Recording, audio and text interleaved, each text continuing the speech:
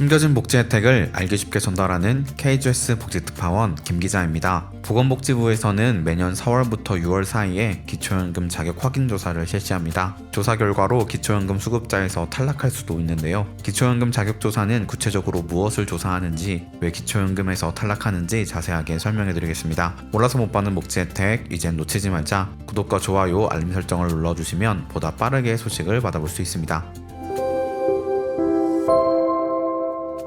최근 기초연금 자격 조사가 진행되며 기초연금 감액 또는 중단 등의 통보가 이루어지고 있는 상황입니다. 특히 올해는 금융권 이자율 상승으로 인해 기존 기초연금 수급자들에 대한 변동사항이 유독 더 많다고 합니다. 그럼 지금부터 기초연금이 갑자기 중단되거나 감액되는 이유 4가지를 설명해 드리겠습니다. 기초연금이 감액되거나 중단되는 이유 첫 번째는 이자 소득의 증가입니다. 최근 금리 인상으로 인해 정기예금에 가입한 어르신들의 이자 소득이 예년에 비해 훨씬 높아지고 있습니다. 물론 이자 소득이 증가한다는 것은 어르신들께 좋은 일이라고 할 수 있지만, 이로 인해 소득 인정액이 높아지고 건강보험 피부양자 자격을 상실하게 된다면 정말 큰일이라고 할 수 있을 텐데요. 현재 이자 소득은 월 4만원의 기본공제를 받을 수 있고, 이자 소득이 발생한 달이 속한 해에 다음 해 4월부터 6월 사이에 기초연금에 반영하고 있습니다. 예를 들어 2013년 480만원의 이자 소득이 발생했다면 월 이자 소득 40만원에서 기본공제에 4만원을 차감한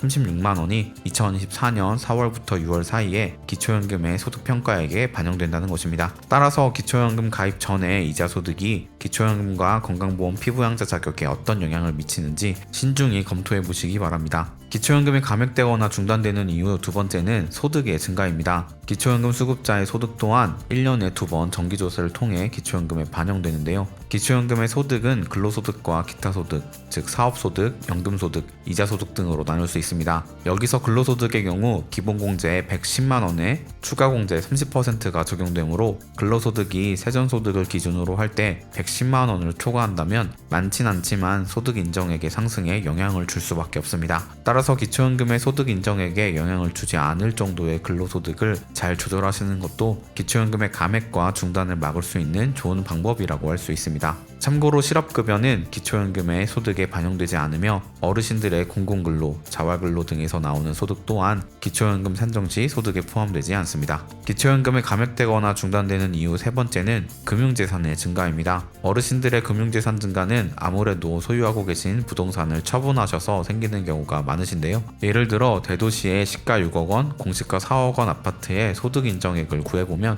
공시가 4억원에서 지역별 기본공제의 대도시 기준 1억 3,500만원을 공제하면 2억 6,500만원이고, 여기에 소득 환산율 4%를 곱하고 이것을 다시 12개월로 나눠주면 83만 3천원이지만 안일 6억원 집을 팔고 중소도시에 시가 3억원 전세로 이사하고 남는 돈 3억원을 정기예금에 가입했을 때의 소득 인정액은 전세보증금 3억원에서 5% 기본공제를 하면 2억 8,500만원이고, 여기서 지역별 기본공제에 중소도시 기준 8,500만원을 공제하면 2억원, 그리고 금융재산 즉 정기예금 3억원에서 기본공제 2천만원을 차감하면 2억 8천만원이므로 일반재산과 금융재산의 합은 4억 8천만원, 여기에 소득 환산율 4%를 곱하고 이것을 다시 12개월로 나눠주면 소득 인정액은 160만원입니다. 따라서 지금 계산한 것처럼 대도시의 6억원 아파트를 소유했을 때보다 대도시의 집을 팔고 중소도시 전세를 옮기고 남는 돈 3억원을 정기예금에 가입했을 때의 소득 인정액이 오히려 76만 7천원 상승하게 되는 것을 볼 수 있습니다. 따라서 기초연금을 받기 위해 중소도시로 이사하거나 전세로 옮긴 후 남는 돈을 정기예금에 가입하는 등의 금융재산을 늘리는 행위는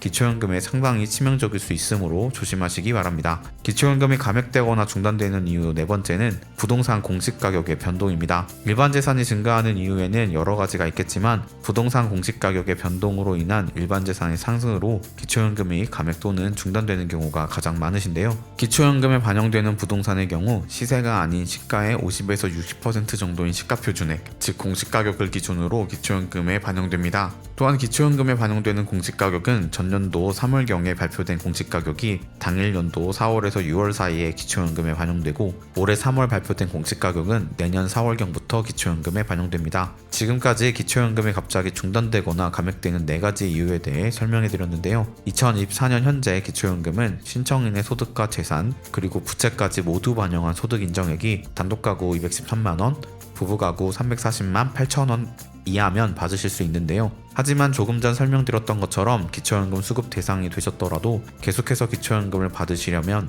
매년 상하반기를 나눠 연 2회 실시하고 있는 정기 확인조사를 통과하셔야 기초연금 수급 자격을 그대로 유지할 수 있으며, 정기 확인조사 시기는 상반기 4월에서 6월, 하반기는 10월에서 12월 사이에 실시하고 있으므로 현재는 상반기 확인조사가 한참 진행 중인 과정이기 때문에 이 결과에 따라 갑자기 기초연금이 중단되거나 감액되는 경우가 발생할 수 있습니다. 만약 위에 설명드린 것과 같은 이유로 기초연금이 감액되셨다면 반드시 소득과 재산을 잘 관리하셔서 재신청하셔야 합니다. 기초연금에서 한번 떨어졌다고 영원히 못 받는다고 생각하시는 분들이 계신데, 기준만 충족이 된다면 다시 받으실 수 있습니다. 반드시 재신청하셔서 기초연금 받으셨으면 좋겠습니다. 놓치는 혜택이 없도록 숨겨진 정보를 찾아 나서는 복지특파원, 저 김기자가 앞으로도 도움되는 소식 전달해드리도록 하겠습니다. 채널 구독과 좋아요, 알림 설정 부탁드리며 더 좋은 정보로 찾아뵙겠습니다. 지금까지 KGS 복지특파원 김기자였습니다.